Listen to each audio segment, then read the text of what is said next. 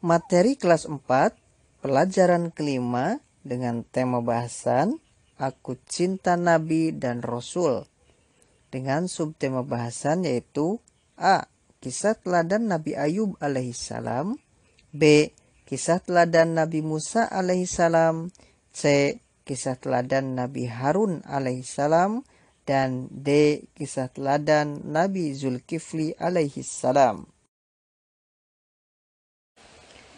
Yuka Channel, Divisi Pendidikan.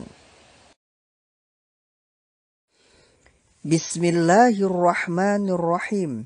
Assalamualaikum warahmatullahi wabarakatuh. Allahumma sholli ala Muhammadin wa ala ali Muhammadin. Selamat pagi anak-anak kelas 4 yang soleh dan solehah. Bagaimana kabar kalian semuanya pada kesempatan kali ini? Bapak doakan semoga kalian dalam keadaan sehat selalu dan tetap semangat belajar. Amin. Anak-anakku sekalian kelas 4 yang soleh dan solehah. Sebelum Bapak menjelaskan materi pada kesempatan kali ini, mari kita berdoa terlebih dahulu, yaitu doa sebelum belajar. Mari bersama-sama. A'udzu billahi minasyaitonir rajim. Bismillahirrahmanirrahim. Raditu billahi rabba wa bil islami dina wa bi Muhammadin nabiyya wa rasula. Rabbi zidni ilma warzuqni fahma. Amin. Anak-anakku sekalian kelas 4 yang soleh dan solehah. Pada kesempatan kali ini, kalian masih belajar pelajaran kelima atau bab kelima dengan tema bahasan yaitu Aku Cinta Nabi dan Rasul. Anak-anakku sekalian, pada pelajaran kelima atau bab kelima ini terdapat 4 subtema bahasan sebagaimana sudah Bapak singgung di pertemuan sebelumnya. Anak-anakku sekalian kelas 4 yang soleh dan solehah, pada pembahasan kali ini Bapak akan melanjutkan subtema bahasan berikutnya yaitu B. Kisah teladan Nabi Musa alaihi salam. Adapun 2 subtema berikutnya Bapak jelaskan atau Bapak kisahkan di pertemuan berikutnya ya, insya Allah. Anak-anakku sekalian kelas 4 yang soleh dan solehah, setelah kalian menyimak dan memahami kisah-kisah Nabi pada video pembelajaran ini, kalian diharapkan memiliki kemampuan yaitu pertama, mengetahui kisah keteladanan nabi-nabi yaitu Nabi Ayub alaihissalam, Nabi Musa alaihissalam, Nabi Harun alaihissalam, dan Nabi Zulkifli alaihissalam. Kedua, memahami dan meneladani kisah keteladanan nabi-nabi yaitu Nabi Ayub alaihissalam, Nabi Musa alaihissalam, Nabi Harun alaihissalam, dan Nabi Zulkifli alaihissalam. Baiklah anak-anakku sekalian kelas 4 yang soleh dan solehah. Bapak mulai saja ya penjelasan atau pemaparan kisah-kisah nabi-nabi tersebut. Disimak dan dipahami baik-baik ya anak-anakku sekalian sampai akhir video ini tentunya. B. Kisah teladan Nabi Musa alaihi salam. Pertama, keadaan Mesir zaman Nabi Musa alaihi salam. Anak-anakku sekalian, ketika itu Mesir dikuasai seorang Firaun yang sangat kejam. Firaun memerintah Mesir dengan tangan besi. Lebih parah lagi, Firaun menganggap dirinya sebagai Tuhan. Anak-anakku sekalian, menjelang kelahiran Nabi Musa alaihissalam, Firaun bermimpi yaitu bahwa Firaun melihat negerinya mengalami kebakaran hebat. Semua hangus dilalap api. Firaun kemudian menanyakan takwilnya kepada ahli nujum atau dukun kerajaan kepercayaan Firaun. Menurut ahli nujum, bahwa kekuasaan Firaun akan hancur di tangan seorang nabi. Firaun murka. Maka Firaun mengeluarkan suatu maklumat yang isinya setiap bayi laki-laki yang lahir dari keluarga Bani Israel harus dibunuh. Kedua, kelahiran Nabi Musa alaihissalam. Anak-anakku sekalian, Nabi Musa alaihissalam dilahirkan di negeri Mesir pada masa pemerintahan Raja Firaun. Ibunya bernama Yukabad dan ayahnya bernama Imran bin Yashar. Anak-anakku sekalian, ketika bayi laki-laki putra Imran dan istrinya Yukabad berusia 3 bulan, Allah Subhanahu wa Ta'ala memberikan ilham kepada Yukabad, ibu Musa alaihissalam. Ilham tersebut berisi perintah agar bayinya disembunyikan dalam peti dan dihanyutkan ke sungai Nil.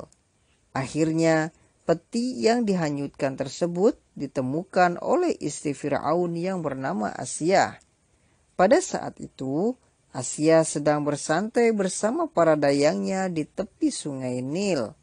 Dan peti berisi bayi tersebut diambil dan dijadikan sebagai anak angkatnya. Raja Fir'aun mengetahui jika istrinya menemukan seorang bayi laki-laki dan hampir saja bayi itu dibunuh Fir'aun. Akan tetapi dicegah oleh istrinya sebab ia tidak punya anak dan ia sangat sayang kepada bayi itu dan hendak menjadikan anak angkatnya. Dan akhirnya Fir'aun pun luluh dan tidak jadi membunuh bayi tersebut. Anak-anakku sekalian kelas 4 yang soleh dan solehah. Bayi kecil tersebut terus menangis hendak menyusu. Karena khawatir istri Fir'aun segera mencari seorang wanita untuk menyusuinya. Akan tetapi anehnya setiap wanita yang disuruhnya tidak dapat menyusukannya.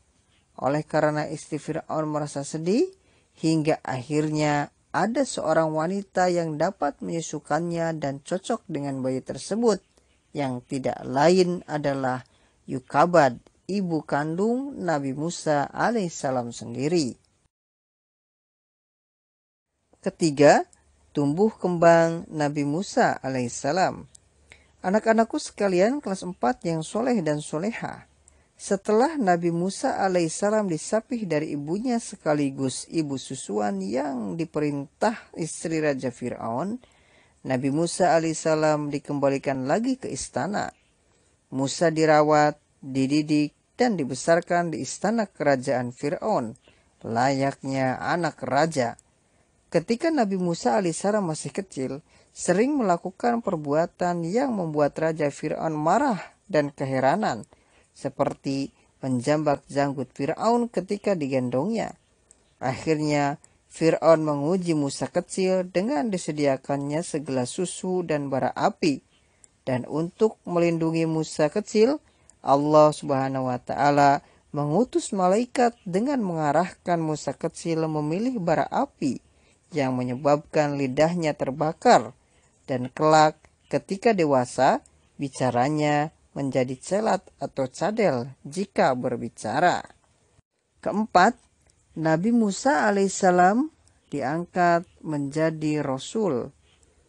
Peristiwa diangkatnya Nabi Musa menjadi seorang Rasul termaktub dalam surat Thaha ayat ke-12 sampai ke-16, yaitu ketika dalam perjalanan menuju Mesir, Musa alaihissalam dan keluarganya tersesat.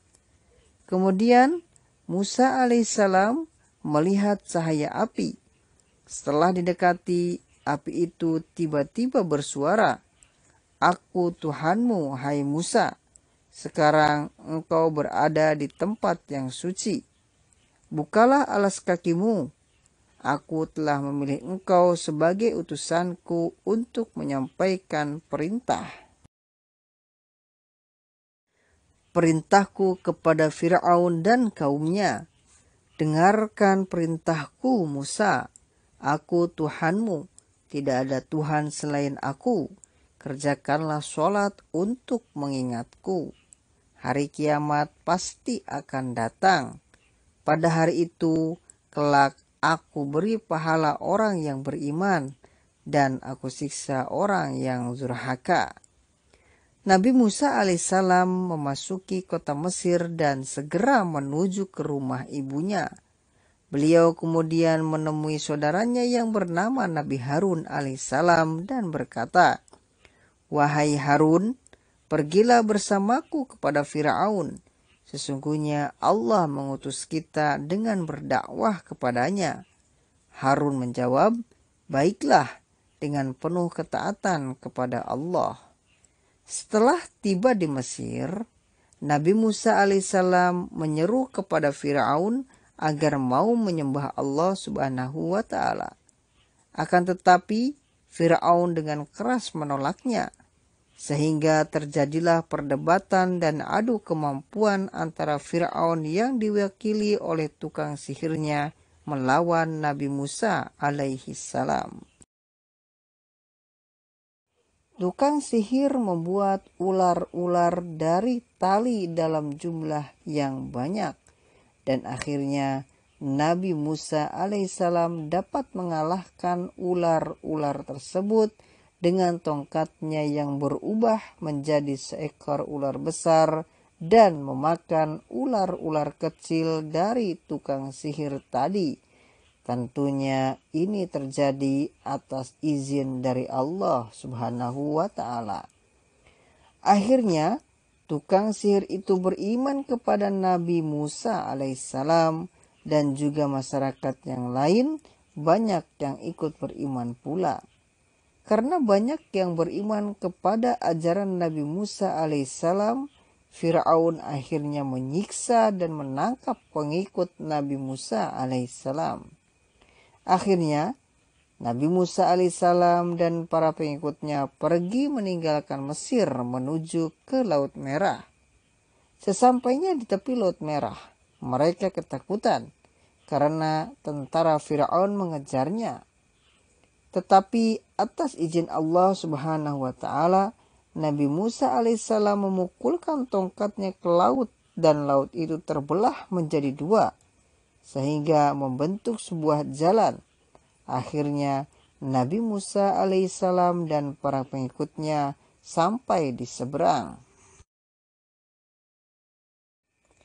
Ketika Firaun dan tentaranya memasukinya, Nabi Musa memukulkan tongkat tersebut. Kemudian air laut menyatu kembali, sehingga Firaun dan tentaranya tenggelam. Nabi Musa alaihissalam beserta pengikutnya selamat dari kejaran Firaun. Kemudian mereka meneruskan perjalanan menuju Tur Sina. Allah Subhanahu wa Ta'ala mewahyukan kepada Nabi Musa alaihissalam untuk berpuasa selama 30 malam, kemudian bersuci dan mendatangi bukit Tur Sina. Nabi Musa alaihissalam memulai puasanya dan memerintahkan Nabi Harun alaihissalam untuk mengawasi Bani Israel, menjaga agar tetap beribadah kepada Allah Subhanahu wa Ta'ala. Setelah Nabi Musa alaihissalam tiba di bukit Tur Sina, maka Allah Subhanahu wa Ta'ala berfirman kepada Musa alaihissalam yang tertulis dalam surat Al-A'raf ayat ke-143, dan Nabi Musa alaihissalam merasa dapat melihat Allah Subhanahu wa Ta'ala. Nabi Musa alaihissalam berkata, "Wahai Tuhan, aku ingin melihatmu. Aku mendengar suaramu dan kecintaanku kepadamu mendorongku untuk dapat melihatmu." Allah Subhanahu wa Ta'ala berfirman, "Seorang manusia tidak dapat melihatku di dunia kecuali ia akan mati." Nabi Musa alaihissalam berkata, aku suka mati di dalam dirimu, maka perlihatkanlah dirimu, karena bisa melihatmu itu lebih aku sukai daripada kehidupanku ini. Allah Subhanahu wa Ta'ala berfirman, lihatlah gunung itu dan apa yang akan terjadi padanya. Allah Subhanahu wa Ta'ala kemudian memperlihatkan gunung, dan gunung itu menjadi tidak berwujud seakan-akan tidak ada. Gunung itu melesat ke dalam tanah, dan Nabi Musa alaihissalam menyaksikannya sampai gunung itu menghilang. Allah Subhanahu wa Ta'ala kemudian menurunkan papan yang berisi sejumlah syariat yang wajib dikerjakan oleh Bani Israel. Papan itu merupakan bagian terbesar dari isi kitab Taurat dan merupakan undang-undang bagi kaum Bani Israel. Nabi Musa alaihissalam kemudian berkholwat selama 40 hari di Bukit Tursina. Di sanalah Nabi Musa alaihissalam mendapat kitab Taurat. Namun sepeninggal Nabi Musa alaihissalam ke Bukit Tursina, sebagian kaumnya ingkar dan menyembah patung lembu atau sapi buatan Samiri. Kelima, mukjizat Nabi Musa alaihissalam. Anak-anakku sekalian kelas 4 yang soleh dan solehah, sedikitnya ada 5 macam mukjizat yang diberikan oleh Allah Subhanahu wa Ta'ala kepada Nabi Musa alaihissalam. Mukjizat tersebut adalah sebagai berikut. A. Ketika Nabi Musa alaihissalam dikejar-kejar oleh tentara Fir'aun, Nabi Musa alaihissalam diperintahkan untuk memukulkan tongkatnya ke Laut Merah. Setelah tongkatnya dipukulkan ke Laut Merah, atas kekuasaan Allah Subhanahu wa Ta'ala, di tengah laut itu terdapat jalan. Nabi Musa alaihissalam bersama kaumnya menyeberang ke seberang lautan dan selamat dari kejaran tentara Fir'aun. Sementara Fir'aun dan tentaranya tenggelam di telan Laut Merah. B. Di dalam surat Al-A'raf ayat ke-160 diterangkan oleh Allah Subhanahu wa Ta'ala bahwa tongkat Nabi Musa alaihissalam dipukulkan ke sebuah batu dan memancarkan air dari batu besar itu. C. Dalam Quran surat Al-A'raf ayat ke-107, 117 sampai 120 dikisahkan ketika Fir'aun mengumpulkan seluruh tukang sihir untuk memamerkan kehebatannya, tukang-tukang sihir tersebut menjadikan tali-tali menjadi ular beribu-ribu. Nabi Musa alaihissalam melemparkan tongkatnya dan berubahlah seekor ular besar dan menelan habis semua ular tukang sihir Fir'aun. Sebagaimana firman Allah di dalam Al-Quran surat Al-A'raf ayat ke-107, yaitu A'udzu billahi minasyaitonir rajim. Bismillahirrahmanirrahim. Fa'alqa 'asahu fa'idza hiya su'banum mubin. Artinya, maka Musa menjatuhkan tongkatnya, lalu seketika itu juga tongkat itu menjadi ular yang sebenarnya. Quran surat Al-A'raf ayat ke-107. D. Bukit Tursina atas kehendak Allah Subhanahu wa Ta'ala diangkat oleh Nabi Musa alaihissalam.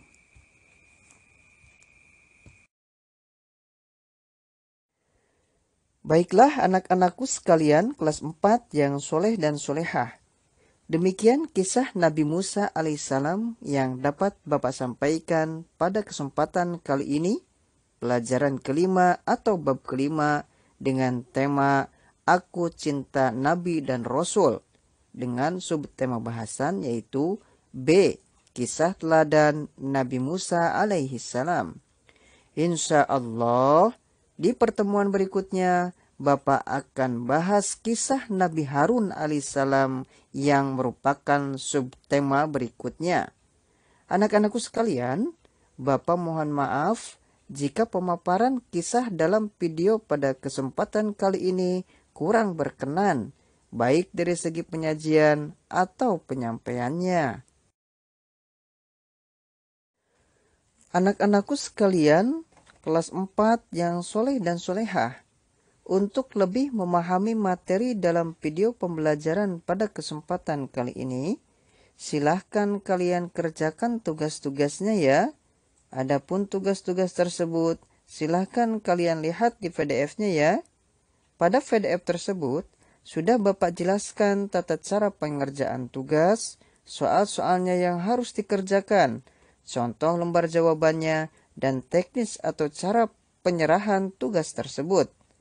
Dilihat baik-baik dan dicermati serta dipahami ya anak-anakku sekalian, apa-apa yang terdapat pada PDF tersebut agar kalian benar dalam mengerjakan dan menjawab soal-soal tugas tersebut. Sekali lagi, cermati dan pahami apa-apa yang terdapat pada PDF tersebut ya anak-anakku sekalian, dan kerjakan soal tugas tersebut dengan sebaik-baiknya ya. Anak-anakku sekalian, Bapak yakin kalian pasti bisa, karena kalian adalah anak-anak yang soleh dan solehah, anak-anak yang jujur dan amanah, dan kalian juga adalah anak-anak yang selalu bersemangat dalam belajar dan menuntut ilmu. Sampai jumpa di pembelajaran selanjutnya ya anak-anakku sekalian. Bapak akhiri dengan doa penutup majlis. Subhanakallahumma wa bihamdika asyhadu an la ilaha illa anta astaghfiruka wa atubu ilaik. Wassalamualaikum warahmatullahi wabarakatuh.